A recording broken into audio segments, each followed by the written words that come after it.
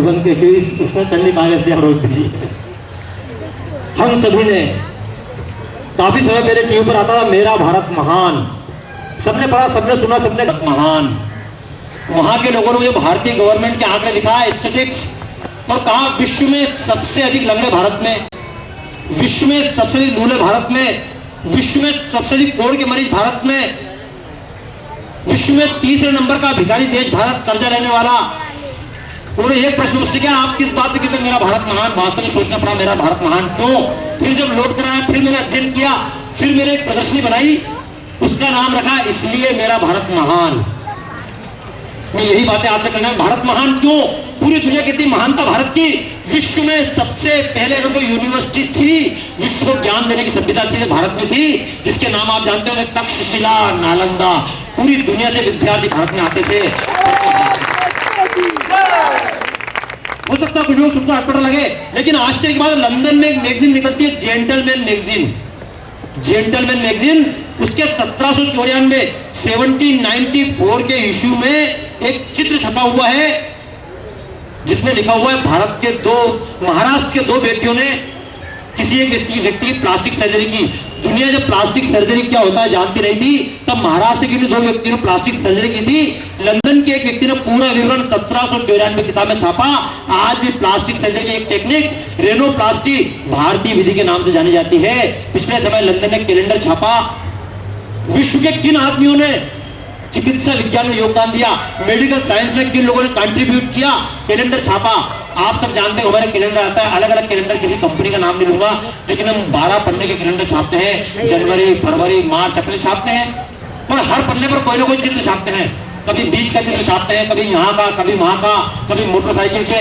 लेकिन लंदन ने कैलेंडर निकाला, विश्व में किन व्यक्तियों ने मेडिकल साइंस में योगदान दिया, और आश्चर्य की बात है उसमें पहले पन्ने पर जनवरी में जिस सबसे बड़े व्यक्ति का चित्र छापा गया था, उनका नाम था आचार्य सुश्रुत।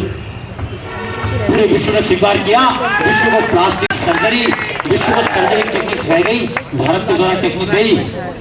हमारे राष्ट्रपति महामहिम राष्ट्रपति सर APJ अब्दुल कलाम, उनकी पुस्तक मैंने पढ़ा, उसमें लंदन में खुद देखकर आया हूं। आज रॉकेट कोरिया फेंके या जर्मनी या अमेरिका या ब्रिटेन, लेकिन विश्व में सबसे पहले जो रॉकेट प्रयोग किए गए थे वो भारत के बनाए हुए रॉकेट थे। भारत के बनाए हुए रॉकेट आज भी लंदन के पास रोटुंडा म्यूजियम में रखे हुए हैं। यदि कोई व्यक्ति चाहे तो जाकर देख सकता है। ये हमारी महानता हम जानते। हमको बच्चों को पढ़ाया था ट्रिग्नोमेट्री, कॉन्वेंट स्कूल हो, साधारण स्कूल हो, यहां तक कि सरकार के जो स्कूल उनमें पढ़ाया जाता ट्रिग्नोमेट्री, यानी ट्रिग्नोमेट्री के बाहर से आई नहीं। पहले भारतीयों ने ज्ञान दिया था त्रिकोणमिति। इस त्रिकोणमिति का उपयोग करके आर्यभट्ट ने बराबर में तालिका बनाई है। हमने उन सब चित्रों को एक दूसरे ने दिया, और हर चित्र ने लिखा इसलिए मेरा भारत महान। जिसको आप कहते हैं ज्योमेट्री, ये ज्योमेट्री नहीं है, ये ज्यामिति शब्द पहले था, ज्यामिति से बना ज्योमेट्री। आजकल अंग्रेजी में लिखते हैं, कोई भी शब्द है अंग्रेजी में 4, 14, 4, 5, 6, 7, 8, ये अंग्रेजी में जो गिनती लिखते हैं, जैसे मराठी में गिनती लिखते हैं, ऐसे हम हिंदी में गिनती लिखते हैं, गुजराती में लिखते हैं। लेकिन अंग्रेजी में जब गिनती लिखते हैं, पहले मैं बड़ा संकोच करता था कि अंग्रेजी में गिनती क्यों लिखूं, ये अंग्रेजी गिनती है। बाद में मालूम पड़ा अंग्रेजों के बाप की गिनती नहीं है, ये हमारे बाप बूढ़ों ने अंग्रेजों को सिखाई थी, वो गिनती है। आज भी इनको इंडियन इंटरनेशनल अंक बोला जाता है। अरेबिक बुक्स में लिखा हुआ है, भारत से ज्ञान अरब में गया, अरब से ज्ञान स्पेन में गया, स्पेन से ज्ञान धीरे धीरे धीरे धीरे पूरी दुनिया में फैला। आयुर्वेद की परंपरा, यहां तक हम डॉक्टर के पास जाते हैं, पर्चा बनवाते हैं, डॉक्टर पर्चा बनाता है, या कहीं मेडिकल साइंस को देखिएगा दुकान पर आखिरी में लिखता RX, किसी पर्चे के नीचे RX, या कोई बहुत बड़ी दवाई की कंपनी होती है उसके कंपनी के वहां फोटो लिखा था RX। कई बार सोचता था RX क्या है, ये RX है हिप्पोक्रेट ओथ। जब कोई व्यक्ति डॉक्टरी पास करता है, मेडिकल डिग्री लेता है, तो उससे प्रतिज्ञा करवाते हैं। प्रतिज्ञा सब जगह होती है। जब नेता चुनाव जीतता है तो राष्ट्रपति या प्रधानमंत्री या राज्यपाल शपथ दिलाते हैं। ऐसे ही जब कोई व्यक्ति डॉक्टर बनता था तो उसको शपथ दिलाई जाती थी। ये हिप्पोक्रेट ओथ है, लेकिन हिप्पोक्रेट ओथ से कई साल पहले ये लिखा हुआ है हमारे ग्रंथों में, चरक में, ये कि यही प्रतिज्ञा पहले दी हुई है, ज्ञान हमारा है, हमारे यहां से बाहर गया, लेकिन हमको कई बार पता नहीं। दुनिया में कैलेंडर्स होते हैं, कई बार तो एक बात है, कैलेंडर बनते अपने मित्र से कहो भाई हिंदी कैलेंडर मान, बुरी पढ़ो, संस्कार भारती और क्या है? संस्कार भारती हर चीज में हमारा संस्कार। नव वर्ष मनाना, 31 जनवरी क्या नया है? अभी 31 जनवरी निकली, लोग कहते नया वर्ष आया 1 जनवरी से, क्या नया है? क्या पत्तियां नई है या पेड़ नए हैं? नहीं, कुछ भी नया नहीं। जब नव वर्ष कुछ दिन बाद आए, जिसको संस्कार भारती मनाए, आप जाकर देखिएगा चारों तरफ पेड़ में नए पत्ते उस समय आ जाएंगे, उस समय शरीर के ऊपर नई चमड़ी आएगी, उस समय बगीचे में फूल नए आएंगे, उस समय फल नए आएंगे। लेकिन हम तो वास्तव में जानता हूं, जब नव वर्ष होता है गोवा में तो कितने लोग नव वर्ष मनाने आते हैं। मुझे बड़ा गर्व हुआ जब देवीराज जी से बात हुई, एक बार मेरे बात हुई थी आना है, लेकिन मुझे गोवा के दर्शन करने थे और गोवा के अंदर भारतीय गोवा के दर्शन करने थे, क्योंकि आज तक गोवा के नाम से यहाँ की लोकल संस्कृति पहचान नहीं है। आज तक गोवा की पहचान माता शांता दुर्गा के नाम से नहीं हो पाई। आज तक गोवा की पहचान मंगेशी गांव के कारण नहीं हो पाई। गोवा की पहचान विदेशी बाजों पर नाचने वाले रेमोजी के कारण हो सकती है, यहाँ बीच के कारण हो सकती है। लेकिन इस बीच के बीचों बीच कितनी श्रद्धा है। ये पोंडा पूरा धार्मिक आस्था केंद्र है। मुझे अभी तक पता नहीं था। जब मैं यहाँ उतरा तो लोगों ने बताया तो पूरी मंदिरों की नगरी है, या आस्था की नगरी है, आध्यात्म नगरी है। मैं धन्य हूँ, मुझे बड़ा गर्व है। भारत माँ की आरती करने आया हूँ, क्योंकि अभी तक गोवा का नाम ही सुनता था। गोवा मुक्ति के लिए मुझे गर्व है। हमारे उज्जैन के राजा भाव महाकाल भी आए थे और इसी गोवा की धरती पर शहीद हुए। मैं नमन करने आया हूं उन शहीदों को, मैं नमन करने आया हूं आप लोगों को जिन्होंने गोवा की परंपरा को बचा कर रखा है। लेकिन जो मैं बात कर रहा था नव वर्ष की, 31 जनवरी हमको नव वर्ष मालूम है। किसी से कहो गुड़ी पड़वा याद कर ले, चैत्र बैसाख याद कर ले, तो व्यक्ति बोलता है चैत्र बैसाख कोई ठिकाना ही नहीं है। कभी 2 तिथि इकट्ठी हो जाएगी, कभी 1 तिथि इकट्ठी हो जाएगी, कभी 11-12 से इकट्ठी हो जाएगी। हिंदी कैलेंडर कोई ठिकाना नहीं है। लेकिन अब एक बात कहूं, यहां तो सब तरह पढ़े लिखे बंधु खड़े हुए हैं। आप मुझे एक प्रश्न का उत्तर दीजिए, चंद्र ग्रहण किस दिन होता है? चंद्र ग्रहण किस दिन होता है?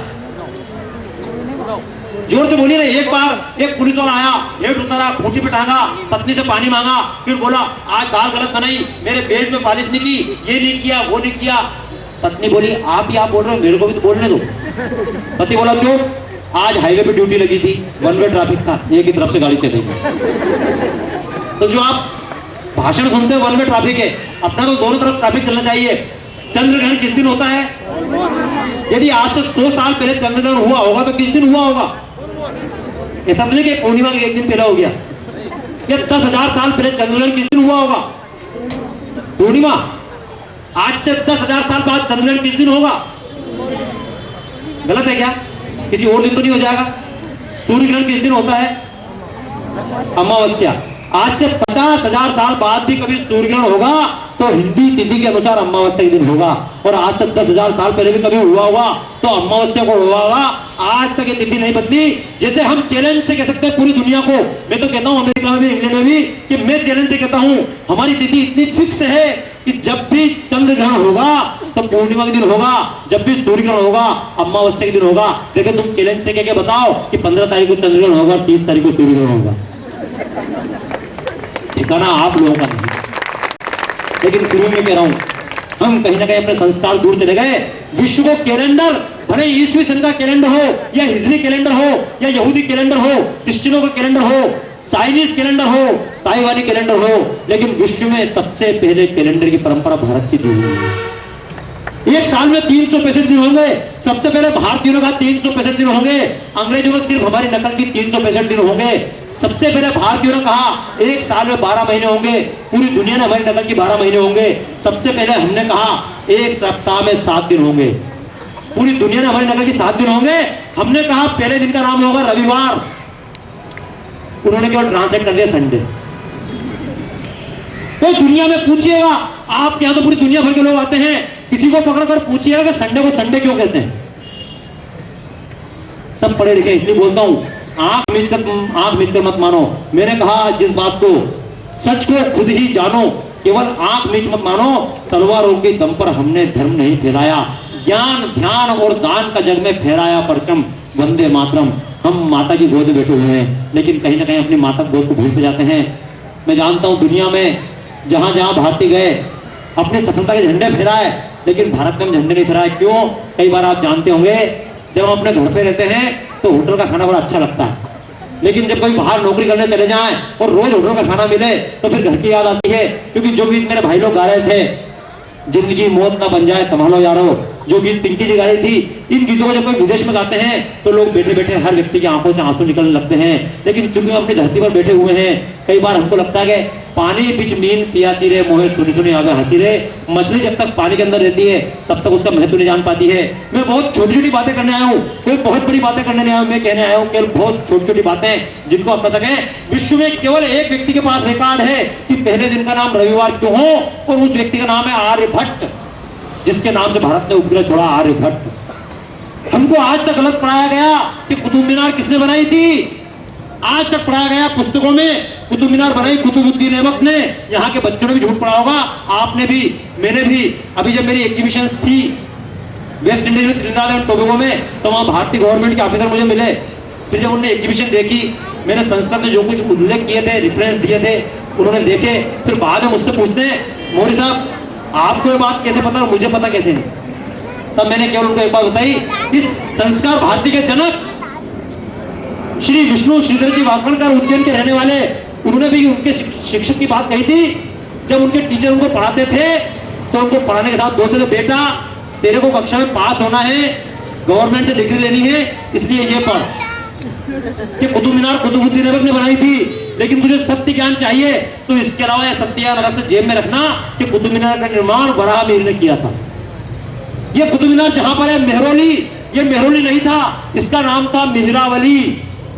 अभी आपने देखा होगा कुतुबुद्दीन ने केवल एक काम किया, जो वेधशाला थी ऑब्जर्वेटरी, वहां से बैठकर ग्रह नक्षत्रों की गणना करते थे वराहमिहिर, उस ऑब्जर्वेटरी को तोड़कर उस स्थान पर केवल आए थे बुधवादी।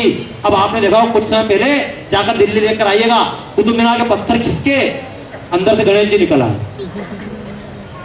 सिद्धि विनायक अंदर से प्रकट हुए। बाहर गवर्नमेंट ने उसके जंगले में लगा कर रोक रखा। क्यों?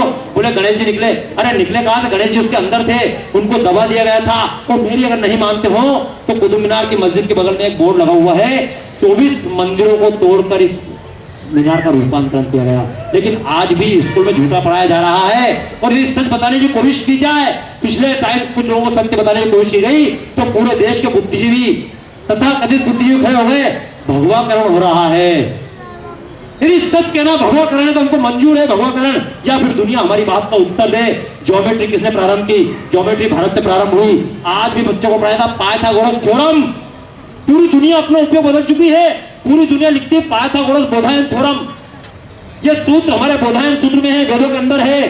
पूरी दुनिया ने मान लिया बोधायन थ्योरम है, लेकिन भारतीय गवर्नमेंट अब भी इस बात को स्वीकार करने को तैयार नहीं है। भारत के इतिहासकार अब भी इस बात को स्वीकार करने को तैयार नहीं कि बोधायन थ्योरम है। पहले बीच में पढ़ाया गया कि नहीं ये भारत की थ्योरम है, नई गवर्नमेंट ने फिर चेंज कर दिया, भारत की नहीं, फिर वापस कहते हैं पाइथागोरस थ्योरम। बहुत कुछ बातें दोस्त हैं। अरे सत्य सनातन धर्म की जो है, ये केवल एक व्यक्ति की जय नहीं है, ये इस भारत की जय है। क्योंकि एक छोटा सा उदाहरण दूं, हम भारतीय की बुद्धि का, अभी पिछले दिनों आपने पेपर में पढ़ा होगा, अमेरिका ने एक यान भेजा अंतरिक्ष में, मंगल ग्रह पर मार्स की खोज में। मंगल ग्रह पर यान गया, करोड़ों अरबों का खर्चा, और वहां जाकर उस मंगल ग्रह के फोटो लिए गए मार्स के। और फोटो लेने के बाद यात्री लोग बोलते हैं मंगल ग्रह का रंग लाल है। मैंने कहा कमाल है, हमारे यहाँ गांव में सड़क किनारे जो बिना पढ़ा लिखा ज्योतिषी बैठता है वो भी इस बात को बोलता है, बेटा मंगल की प्रॉब्लम है, लाल रंग का मुंगा पहन ले। पिछले दिनों जुपिटर पे, गुरु ग्रह पे, बृहस्पति पे यान भेजे गए, वहां से फोटो खींचे गए सैटेलाइट से, और फोटो बाद बोलते हैं गुरु ग्रह का रंग पीला है। मैंने कहा तुम्हारे दिमाग का पेज ढीला है। हमारे यहाँ का बिना पढ़े लिखी महिलाएं भी जानती हैं गुरुवार का व्रत करना है, पीले रंग की दाल खाओ, पीले रंग के कपड़े पहनो, पीले रंग के फूल से पूजा करो, यदि गुरु की प्रॉब्लम है तो पीले रंग का पुखराज पहनो। ये बातें किसने बताई? आज शनि ग्रह को बताते नीला है, शनि के लिए लोग नीलम पहनते हैं। किसने किस प्रकार से इतने ग्रहों की खोज की? आज खुदाई में आर्कियोलॉजी डिपार्टमेंट के पास में ऐसी कोई दूरबीन नहीं मिलती, ऐसी कोई दूरबीन नहीं मिलती कि हमारे लोगों ने 2000 साल पहले कैसे पता लगाया। लेकिन भारत के ऋषि मुनियों ने एतद् देश प्रसूतस्य शकाशा दग्र जन्मना स्वम स्वम चरित्रम शिक्षरण पृथिव्यायाम सर्वमानवा, पूरी दुनिया को ज्ञान दिया, विज्ञान दिया। और एक बात करूं, हवाई जहाज का आविष्कार किसने किया था? नाम बताइए आगे से पीछे तक। हवाई जहाज का आविष्कार किसने किया? लोग शर्मा के नहीं बोल रहे हैं, क्या कहें गलती से अगर बोल दिया तो गलत हो जाए बाद में तो नंबर कट जाए। हवाई जहाज का आविष्कार आज तक स्कूलों में पढ़ाया जाता है। जितने पढ़े लिखे आईएएस ऑफिसर हो या आईएफएस ऑफिसर हो, सबको पढ़ाया जाता है हवाई जहाज का आविष्कार किया राइट ब्रदर्स ने। राइट, जबकि राइट नहीं, वो रॉन्ग है, क्योंकि हवाई जहाज का आविष्कार राइट ब्रदर्स ने किया।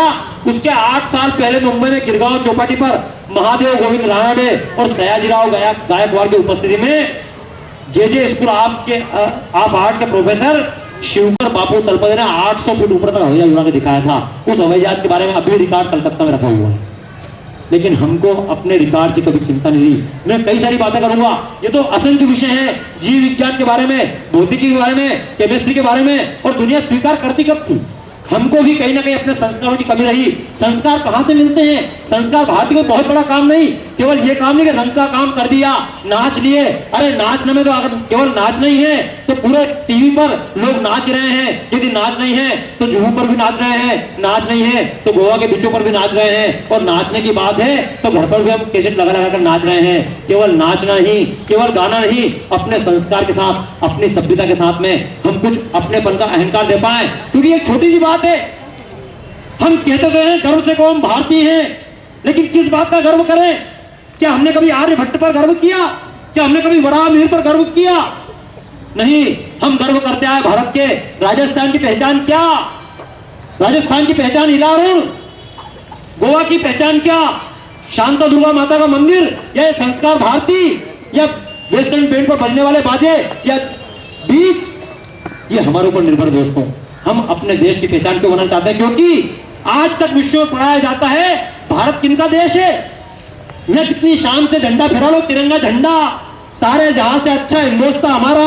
और चाहिए कभी विदेश, विदेशी पत्रिका उठाकर पढ़िए, भारत किनका देश है? भारत गरड़ियों का देश है, भारत सपेरों का देश है, भारत मदारियों का देश है, सांप को नचाने वाले लोगों का देश है। भारत इनका देश है।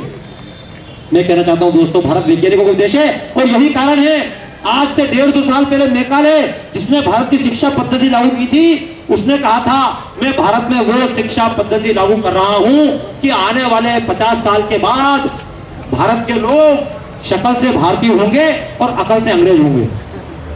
कहीं ना कहीं हम सबके दिमाग परिवर्तन हुआ। मेरी इच्छा है बहुत सारी बातें करूंगा, इन विषयों के बारे में चर्चा आपसे करता चलूं, लेकिन यही मैं आपसे कह रहा हूं, यदि हमने अपने संस्कार को नहीं जगाया, क्या कारण है? भारतीय, यूं तो हम कहें गर्व से भारतीय, लेकिन इतने लोग मोबाइल ले लेकर घूम रहे हैं। क्या भारत में मोबाइल नहीं बना सकते? क्या भारत में अपना मोबाइल निर्माण नहीं कर सकते? क्या हम अपने कंप्यूटर चिप का निर्माण नहीं कर सकते?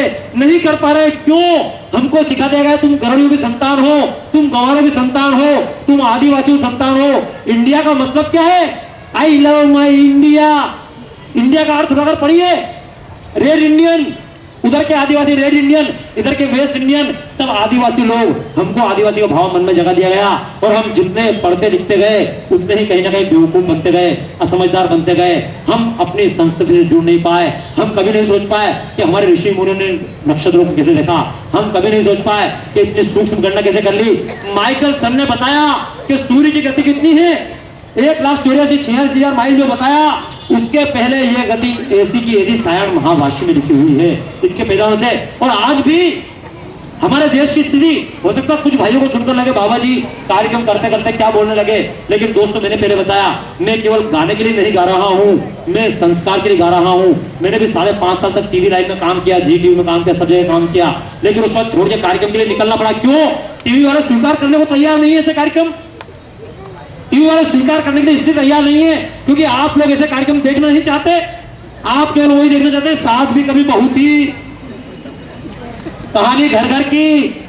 क्या यही कहानी आपके घर घर की है कि उसकी बहू उसके साथ चली जाए, उसकी बहन उसके साथ में, एक एक आदमी 4-4 बीवी रख रहा है, एक एक बीवी 4-4 हस्बैंड रख रही है? क्या यही आपके घर घर की कहानी है?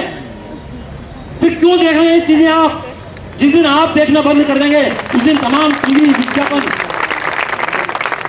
तो एक बात और कहूं, एक बात और कहना चाहता हूं, संस्कार की जहां बात ली, आज तो किस्मत की बात है आपके बीच, जिनमें गीत गाया आपके बीच में, जिंदगी मौत ना बन जाए संभालो यारो, मेरे मित्र शोएब खान,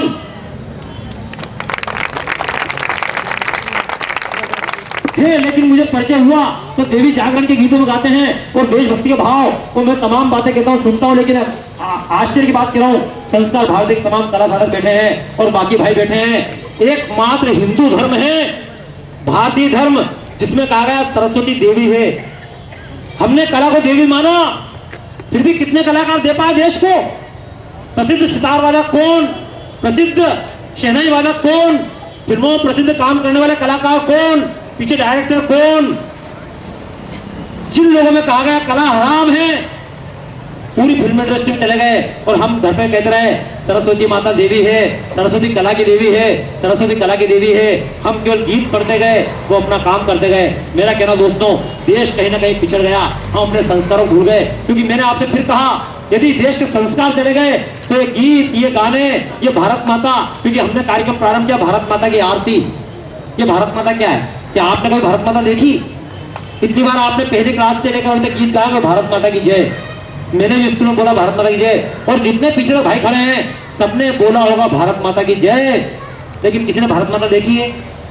चलो शांता दुर्गा माता तो भी सही, लेकिन भारत माता किसी ने देखी नहीं। यदि इस गोवा में रहने वाले आप बोलते भारत मेरी माता, मध्य प्रदेश में रहने वाला मैं बोलता हूं भारत मेरी माता, मेरे उत्तर प्रदेश के कलाकार बोलते भारत मेरी माता, दिल्ली वाले बोलते भारत मेरी माता, विदेशों में बसे हुए तमाम भारतीय बोलते भारत मेरी माता। यदि हम सबकी एक माता, तो हमारा होना चाहिए आपस में शब्द, शायद बहुत माफी चाहूंगा मैं आपसे, क्योंकि मैं प्रयास करने के बाद ही मराठी उतनी नहीं सीख सका। मी मराठी शिकायचे आहे, मला मराठी शिकायचे आहे।